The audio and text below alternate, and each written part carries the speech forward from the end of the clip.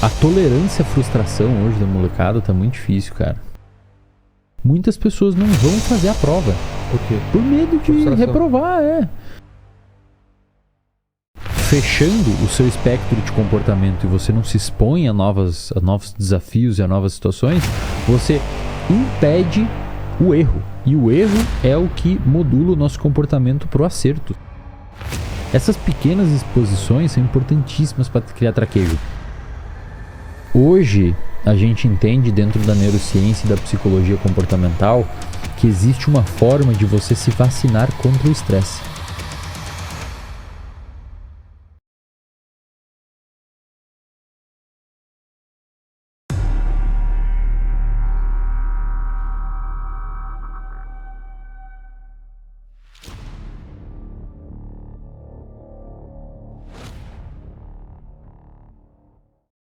Quando você é psicólogo clínico ou quando você tem contato mais com instituições, com adolescentes, etc., a tolerância à frustração hoje da molecada tá muito difícil, cara. Isso pra relacionamento, pra tudo, né? Pra tudo, velho. Tipo assim, eu tenho a impressão muitas vezes que as crianças e os adolescentes, os jovens adultos hoje, quando eu digo jovem adulto, eu digo de uns 15 aos 20, mais ou menos. Tá. Os jovens adultos hoje é uma sensação de que o mundo deve alguma coisa a eles. Exato. Tipo assim, como assim não deu certo? Como assim não funcionou? Mas daí a pessoa não fez. É claro que não ia funcionar, você não fez, você não executou, você não aprimorou, você não se expôs, você não sei o quê. Como se o mundo devesse ser... Exato. E aí você faz um picking de algum processo de alguma coisa que você se escora ali e você reclama em cima daquilo, mas você olha para a pessoa não está executando, não trabalha, não estuda, não, só fica em casa no sofá, os pais bancando, não sei o que, e não se desenvolve. E aí você tem esse afunilamento experiencial. Então você não começa a não criar repertório. Então, cara, você é uma pessoa que você não consegue falar com uma pessoa, argumentar, você não consegue fazer uma apresentação, participar de uma entrevista de emprego.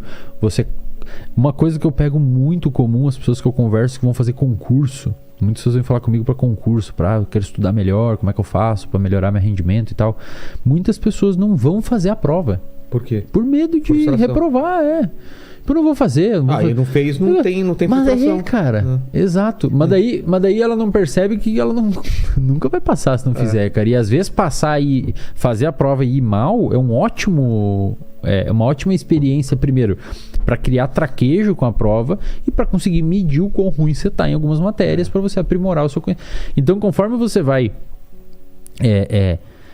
fechando o seu espectro de comportamento e você não se expõe a novos desafios e a novas situações, você impede o erro. E o erro é o que modula o nosso comportamento pro acerto. Se você não erra, você não sabe para onde guiar o carro de novo. É tipo uma baliza. Fechei o carro aqui, vou dobrar antes. Fechei depois, vou dobrar antes. Então, isso é uma das coisas que também está sustentando essa geração menos apta comportamentalmente, que é a falta de exposição. Então, desde não pedir o suco pro garçom, aí tá na praia com o filho pede um picolé, os pais chamam o menino que tá vendendo picolé em vez de pedir pro filho. Essas pequenas exposições são importantíssimas para criar traquejo. Na neurociência, a gente chama isso de inoculação ao estresse. Esse é um termo bom, cara. Inoculação ao estresse? Ao estresse. O que é inoculação ao estresse? Inoculação é um processo... Vacina. Exato. Inoculação é o processo que você faz para criar uma vacina. Exato. Então você pega o vírus, você inocula ele, você desativa ele, pega fragmentos desse vírus, dá uma injeção em você. O organismo entende que tem um invasor que precisa ser combatido, só que ele não é forte o suficiente para te matar ou para te deixar doente. Tanto é que às vezes você toma uma vacina e você fica meio cambaleando uns 2 dias. Tentando... Seu corpo dá uma... E aí o seu sistema imunológico cria uma memória para quê? Para quando o seu corpo ter contato novamente com aquele vírus, ele já está preparado. Exato. Hoje, a gente entende dentro da neurociência e da psicologia comportamental que existe uma forma de você se vacinar contra o estresse. Isso é interessante pra caramba. Que é o quê? Eu preciso saber disso aí. Não é, cara?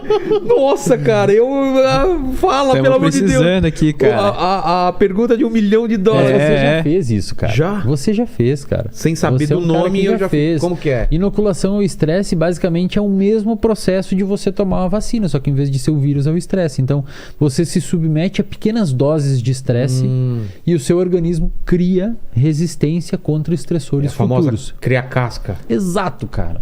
Cria casca. E você já fez. Se eu falar assim, Vilela, agora a gente vai sair daqui, cara.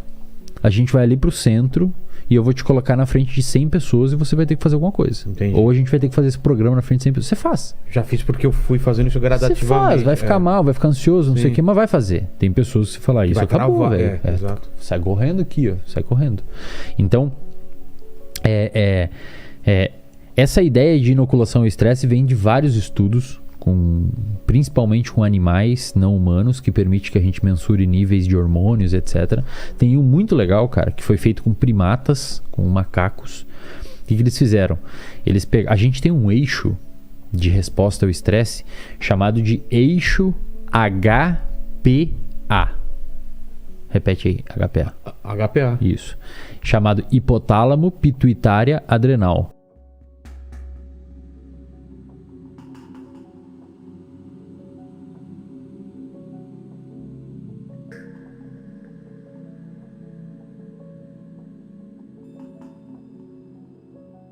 Eixo HPA, cara. É um dos eixos mais conhecidos da nossa fisiologia hormonal. Talvez ou mais. Desde 1936, um sujeito chamado Rancelier, um fisiologista, ele percebeu que quando você submete um organismo a algum estresse, esse organismo tem uma resposta endocrinológica. Isto é, dá uma bomba de hormônios ali quando você está estressado. O estresse, no caso aqui, a gente entende como, sei lá, vem um leão, entra um cachorro raivoso aqui. Todos nós vamos ter a mesma resposta hormonal. Tá. O corpo... Luta ou fuga. O seu corpo vai liberar adrenalina, o seu intestino vai parar.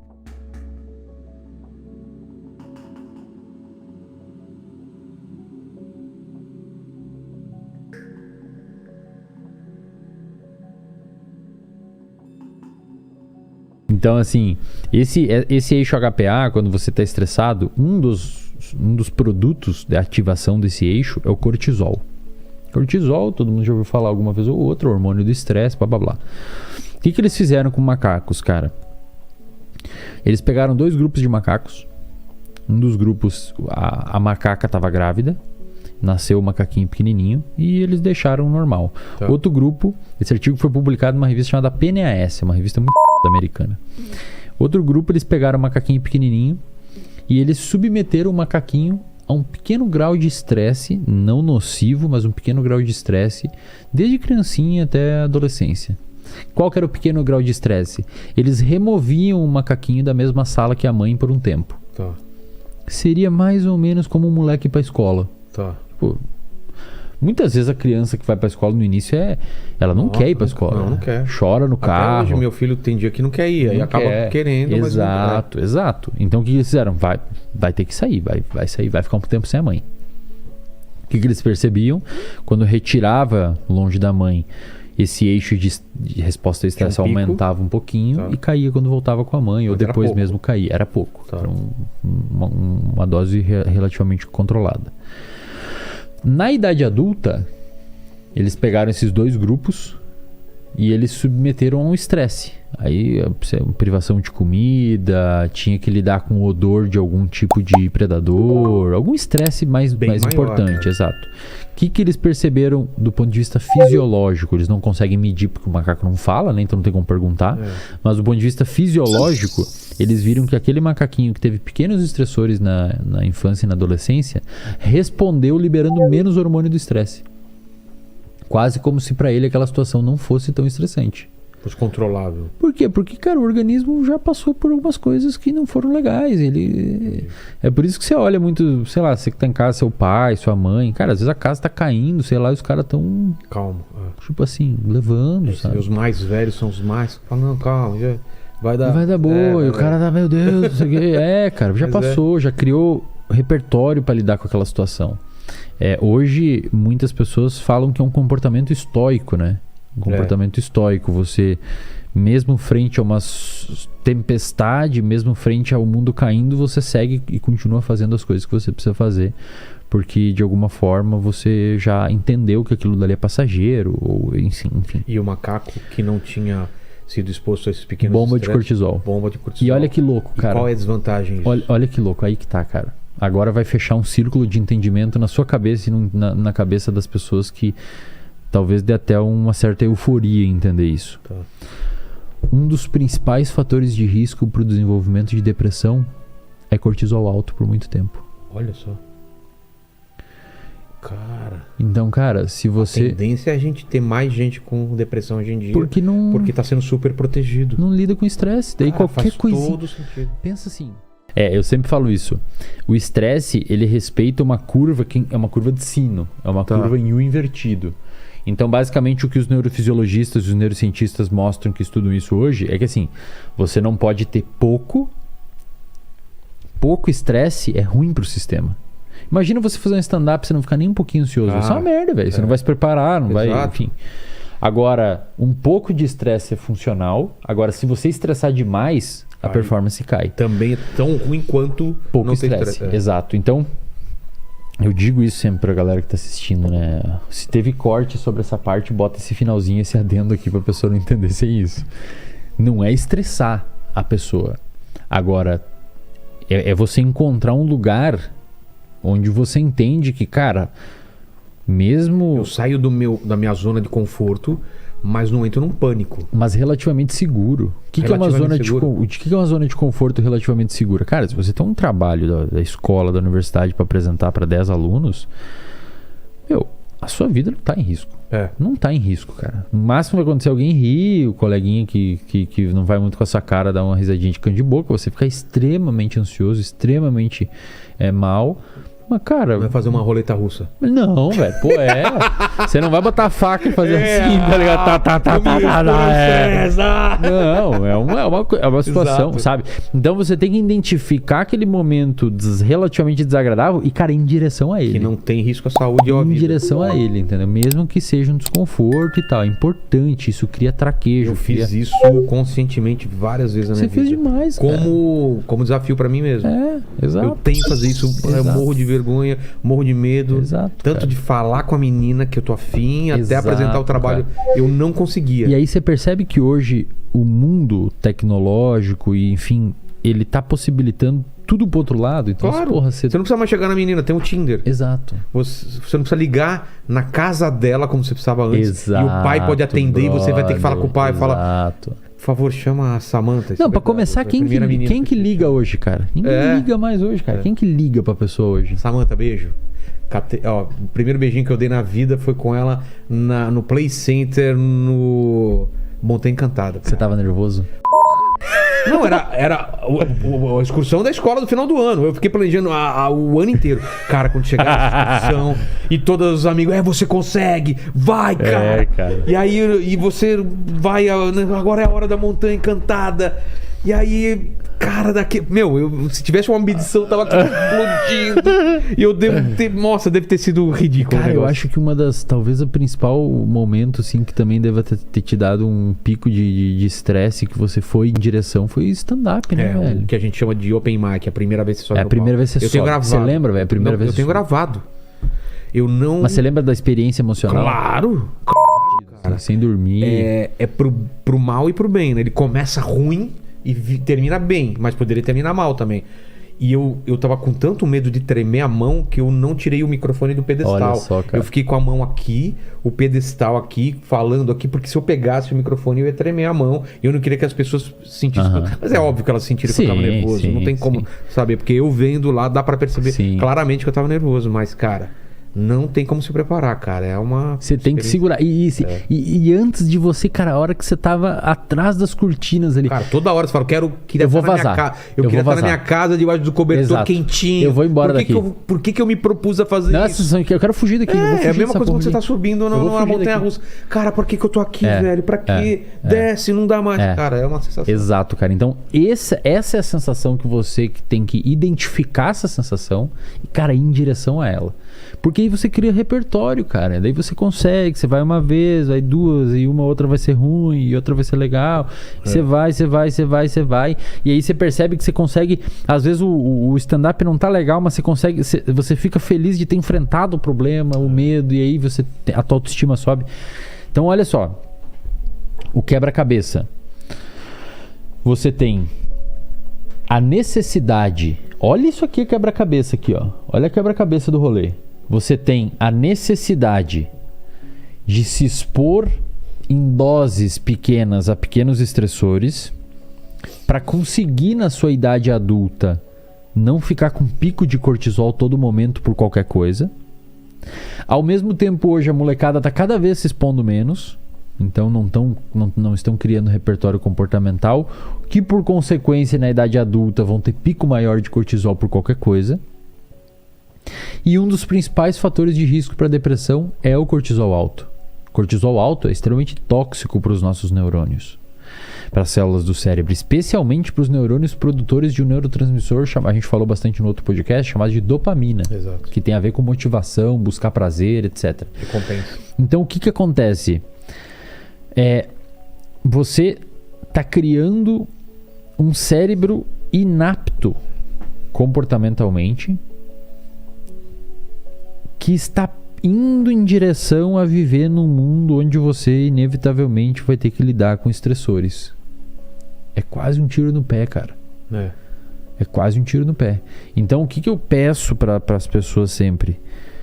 Não se esquive de situações que você tem medo. E eu, como pai, não super proteger. Exato, cara. Tipo, senta e conversa. Fala, filho, eu sei que você tá com medo, eu sei que é uma apresentação pros seus coleguinhas, eu sei que talvez tenha a menininha ali na turma e você tem vergonha, mas é um momento importante de você ir, de você vencer, pra você ficar mais forte, tal. Um exemplo... Não liga pro diretor e fala, que história é essa aí de botar o meu filho aí no negócio, cara? Não sei o que, não sei. Teve uma experiência esse final de semana que eu fiquei com meu filho, minha mulher tava no congresso, levei ele nesses espaços que tem shopping de cama elástica, pular e tal.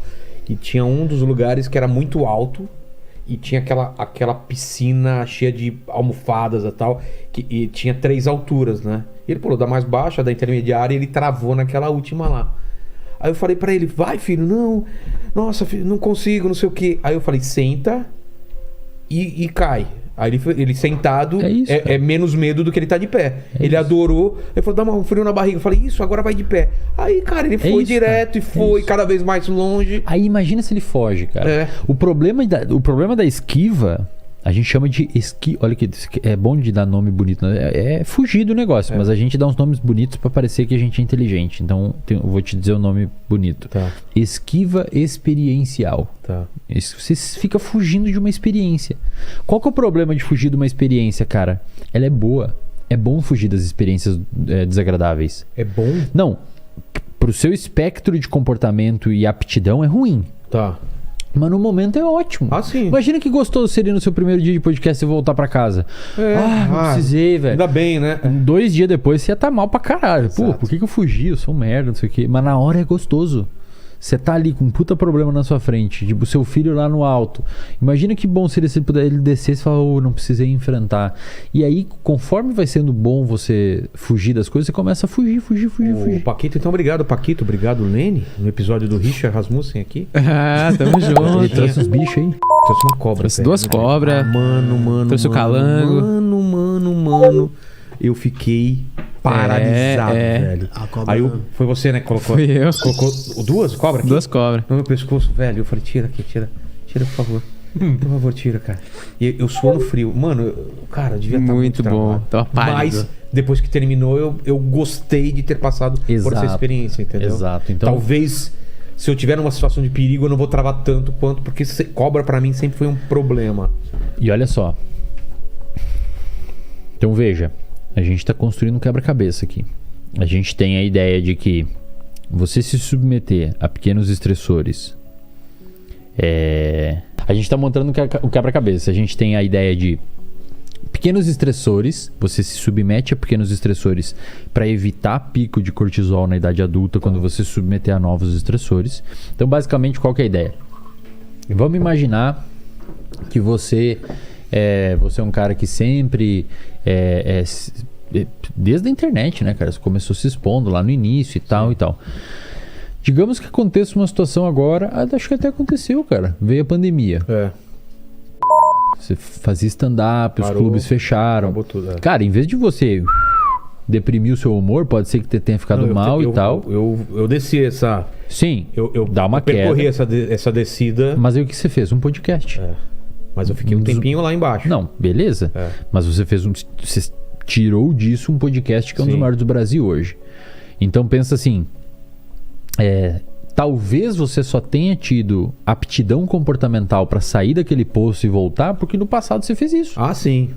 Isso é uma coisa que eu percebo que você ter saído de uma condição ruim e conseguido uma condição melhor te dá uma motivação de, eu já fiz isso antes. Exato. Posso não conseguir, mas, cara, eu sei um caminho, alguns caminhos. Né? Exato. Então isso é maravilhoso. Faz diferença mesmo. Você tinha repertório comportamental. Outras pessoas, talvez comediantes, talvez pessoas com empresa, sei lá, que no passado não se expuseram tanto a situações estressoras, talvez não conseguiram, porque a fisiologia respondeu de outra forma, a pessoa deprimiu mais. Mas às vezes a experiência de outras pessoas te ajuda também. Muito, e a gente vai... Não é? De um a gente amigo vai chegar nisso. Sair de uma condição, você fala, o cara conseguiu, também vou conseguir. Não é? Demais, velho. A gente vai chegar nesse ponto agora. Olha só, eu construo umas ideias na minha cabeça e deixar eu fico falando aqui até depois da manhã. Mas é essa aí. Ó, então, a importância de você se submeter a pequenos estressores para conseguir resolver fisiologicamente estressores quando você estiver adulto, isso é importante. Cortisol em excesso de forma crônica. Aí é importante fazer um adendo. Eu não estou dizendo que se você eventualmente fica estressado com uma coisa e tal e outra e tal, você vai ter depressão. Não. Estresses pontuais, como você fazer o primeiro stand-up, fazer uma apresentação no trabalho, falar com o chefe numa entrevista de emprego e tal. Isso é bom, cara. É até bom pro seu organismo. O ruim é o estresse crônico. Você está sempre estressado, um estresse pano de fundo, está sempre irritado. Trânsito, em casa, no trabalho, tudo você está estressado, na academia, estressado. Isso não é legal. E você tem uma tendência maior de ficar mais estressado quando você não tem repertório para lidar com eventos estressantes. Agora olha que bacana. Como é que você... Ou melhor, qual que é um dos principais fatores que levam você a, por exemplo, no meio de uma pandemia que você deprimiu e tal, humor mal, fazer um podcast? Qual que é um dos fatores que no meio de uma situação faz você ir lá e se expor em público? Qual que é um dos fatores que no meio de um evento faz você não recuar e se esquivar de uma situação aversiva? Grande parte das vezes são as pessoas que você convive. Filho, amigos, colegas. Eu costumo dizer que você é mais ou menos uma média das 5 pessoas que você mais convive, cara. Em que sentido que é essa média? Do quê? De humor? De perspectiva, de bagagem? Perspectiva e experiência de realidade, sabe? Pensa assim, se você convive em meio a pessoas que valorizam muito, por exemplo, encher a cara, você muitas vezes não vai beber, ou não vai beber mais, mas você vai ter uma tendência de talvez usar mais álcool, mesmo que você não perceba. Se você convive no meio de pessoas que cultivam a ideia de piadas homofóbicas como algo bacana e dão risada e tal, você tem uma tendência de praticar isso. Ou você se afasta daquilo, um dos dois. Se as pessoas ligam mais pro dinheiro, ou ligam mais pra fé, são espirituais, você acaba... Faz sentido. Por que isso acontece, cara? E agora que vem a parte mais louca da história. Essa é a parte mais interessante do assunto. Porque o nosso comportamento, ele é selecionado pelas consequências do nosso comportamento. Pensa assim, se eu vou... Estou num grupo de evangélicos e vou beber... E a galera me pune. Fala, não faz isso, velho. Pegou mal pra caramba, você não vai andar com nós e tal. Você para de beber. Porque o comportamento de beber, então você bebeu, você fez um comportamento. Certo. A consequência que isso gerou, que foi o seu amigo falar, Foi ruim, para com isso, você tende a...